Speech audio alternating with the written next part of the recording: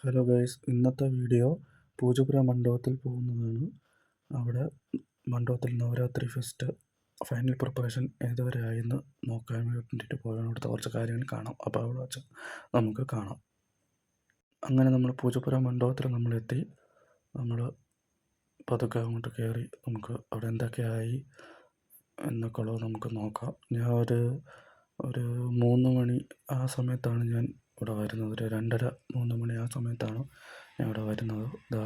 22 മുതൽ 2 വരെയാണ് ഇവിടുത്തെ പരിപാടിയൊക്കെ നടക്കുന്നത്. നമുക്കങ്ങനെ ഓരോ സ്ഥലത്ത് പോയി എന്തൊക്കെ നടക്കുന്നു എന്നുള്ളത് നമുക്ക് ചുമ്മാ നോക്കിയിട്ട് വരാം.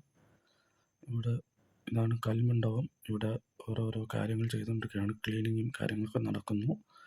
അങ്ങനെ ലൈറ്റ് വർക്കും കാര്യങ്ങളൊക്കെ നടന്നുകൊണ്ടിരിക്കുന്നു. ഇത് വേറൊരു സൈഡിൽ കൂടെ കയറുന്നതാണ്.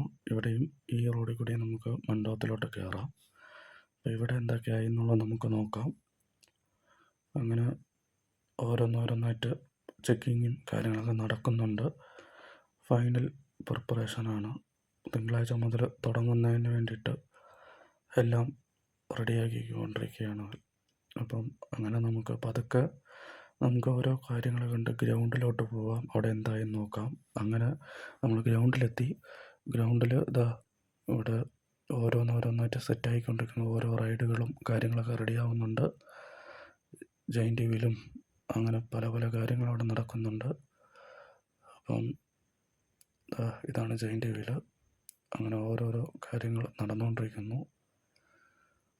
അപ്പം നമുക്കിനി ഈ പരിപാടി തുടങ്ങിയിട്ട് കാണാം.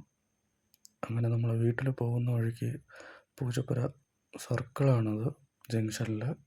അവിടെ ഓരോരോ ഡെക്കറേഷൻസും കാര്യങ്ങളൊക്കെ ലൈറ്റും കാര്യങ്ങളൊക്കെ ഇട്ട് റെഡിയായി കഴിഞ്ഞു അവിടെ.